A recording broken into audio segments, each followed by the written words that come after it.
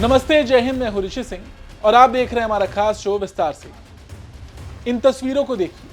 अब सोचिए, पूरा पाकिस्तान अपनी सेना के वीरगाथा गाने से पीछे नहीं हट रहा था। टीवी पर डंका पीटा जा रहा था, मेडल बांटे जा रहे थे, सेना प्रमुख खुद को ही प्रमोशन दे रहे थे, लेकिन हकीकत में कहानी कुछ और ही बयां करती है। हम आपको ये तस्वीर क्यों दिखा रहे हैं, इसे ध्यान से देखिए।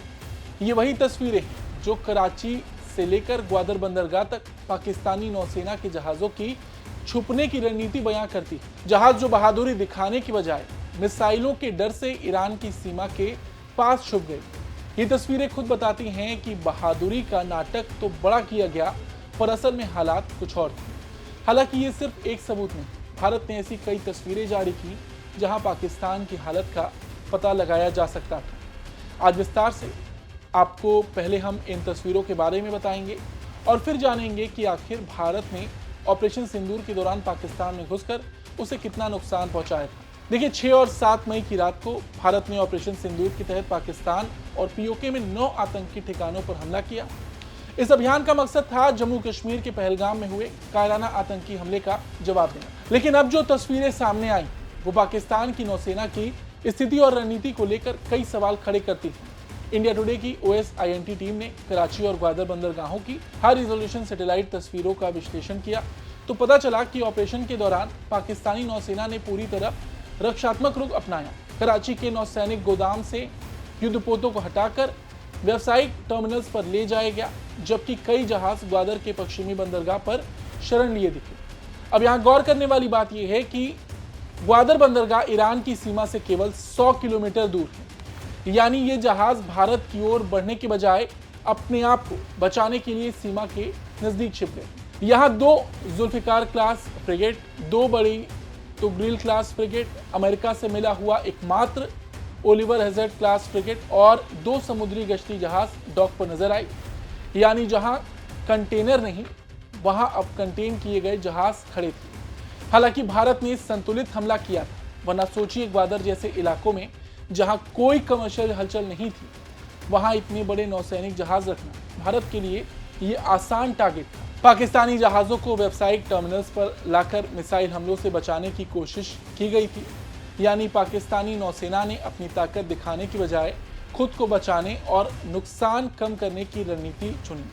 ग्वादर बंदरगाह, जो चीन पाकिस्तान आर्थिक गलियारे का एक अहम हिस्सा माना जाता है, उसे अस्थायी नौसैनिक शरण स्थल में बदल दिया गया था। उस वक्त भारतीय सेना ने भी एक बात कही थी कि पाकिस्तान हमले से बचने के लिए कमर्शियल फ्लाइट्स को भी हवा में उड़ा रहा था। इस बात से अंदाजा लगाया जा सकता है कि टीवी पर डंका पीटने के अलावा पाकिस्तान ने कुछ और नहीं किया। एयरबस C-20 जैसा कि आप यहाँ देख रहे हैं।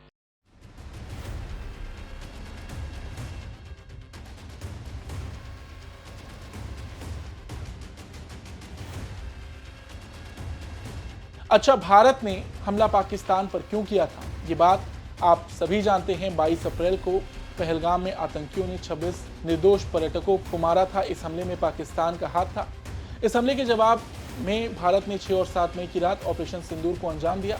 भारतीय वायुसेना ने मुरीद के, बहावलपुर, लाहौर समेत 9 आतंकी ठिकानों को निशाना बनाया। ऑपरेशन में भारत के सबसे आधुनिक हथियारों जैसे राफेल, सुखोई फाइटर जेट्स और कई तरह की मिसाइलों का इस्तेमाल हुआ। यहां तक कि ब्रह्मोस का भी इस्तेमाल भारत ने किया। कुल मिलाकर भारत के हमले का जवाब पाकिस्तान के पास नहीं था। अब एक सवाल और है कि पाकिस्तान को कितना नुकसान हुआ था। देखिए, इसकी भी एक बड़ी लंबी लिस्ट है। सबसे पहले 9 बड़े आतंकी ठिकानों को पूरी तरह तबाह किया गया। ये वो ठिकाने थे जहां जैश-ए-मोहम्मद और लश्कर-ए-तैयबा जैसे खूंखार आतंकी संगठन आतंकियों को ट्रेनिंग दे रहे थे। भारत की स्ट्राइक के बाद ये अड्डे सिर्फ मलबा बनकर रह गए। इनमें से कई ठिकाने पाकिस्तान की खुफिया एजेंसी ISI की निगरानी में चल रही थी। इन हमलों में 100 से ज्यादा आतंकवादी मारे गए, जिनमें कई टॉप कमांडर्स और पुलवामा हमले की साजिश रचने वाले मास्टरमाइंड भी शामिल थे। ये वही आतंकी थे जिनके इशारों पर निर्दोष लोगों का खून बहाया गया था। भारत ने न केवल उनका सफाया किया, बल्कि ये भी साफ कर दिया कि आतंकवादियों के लिए अब कोई सुरक्षित ठिकाना नहीं बचा है। अब बात करते हैं पाकिस्तान की वायुसेना पर हमले की। तो इसमें पाकिस्तानी वायुसेना को भी भारी नुकसान पहुंचा था। यहां पर भारत ने पाकिस्तान के कई रनवे बर्बाद किए। कई रडार सिस्टम और एयर डिफेंस सिस्टम को सटीक हमलों से नष्ट किया गया, जिससे पाकिस्तान की हवाई निगरानी और प्रतिक्रिया की क्षमता एक झटके में ध्वस्त हुई। इसके अलावा 6 फाइटर जेट्स और 2 एवैक्स विमान जो आसमान से निगरानी करते हैं और युद्ध के दौरान बेहद अहम भूमिका निभाते हैं, उन्हें भी तबाह कर दिया गया।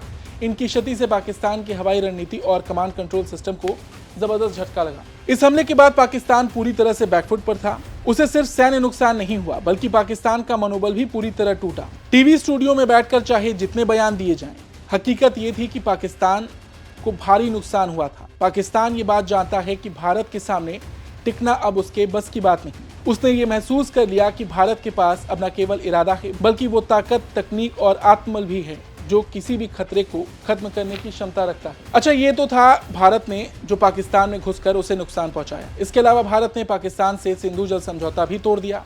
भारत ने पाकिस्तान का पानी रोका, जिस पर अब भारत काम भी कर रहा है। आने वाले वक्त में पानी को डाइवर्ट किया जाएगा, जो पाकिस्तान के लिए इस वक्त सबसे बड़ी मुसीबत है। हालांकि पाकिस्तान कई बार धमकी दे चुका है। पाकिस्तान के सेना प्रमुख ने तो ये तक कह दिया था कि वो मिसाइल हमले करेंगे अगर भारत ने पानी रोका या कोई बांध बनाया तो। खैर, पाकिस्तान को शायद ये अंदाजा नहीं है कि ऐसा करने के बाद उसका क्या होगा। कुल मिलाकर देखा जाए तो ऑपरेशन सिंदूर ने पाकिस्तान की आतंकी नेटवर्क को बड़े पैमाने पर क्षतिग्रस्त किया। आतंकियों के ठिकानों पर हमला, एयरबेस और नौसेना की कमजोर स्थिति और आर्थिक नुकसान ने पाकिस्तान को अंदर से तोड़ दिया है। पाकिस्तान की नौसेना का ग्वादर में छिपना ये साफ दिखाता है कि वो अब खुलकर लड़ने की स्थिति में नहीं है। भारत ने अपनी सैन्य ताकत से ये साबित किया कि आतंकवाद के खिलाफ कोई समझौता नहीं होगा। अब पाकिस्तान के लिए ये समझना जरूरी है कि वो आतंक की फैक्ट्री बंद करे, नहीं तो उसे ऐसे ऑपरेशन का सामना बार बार करना पड़ेगा। ऑपरेशन सिंदूर सिर्फ एक जवाब नहीं था, ये एक चेतावनी थी, एक संदेश था कि अगर आतंकी छाया हमारे देश पर पड़ेगी तो उसका अंत दुश्मन की धरती पर ही होगा। फिलहाल आज की इस खबर में इतना ही। आपको ये खबर कैसी लगी कमेंट करके जरूर बताएं। धन्यवाद।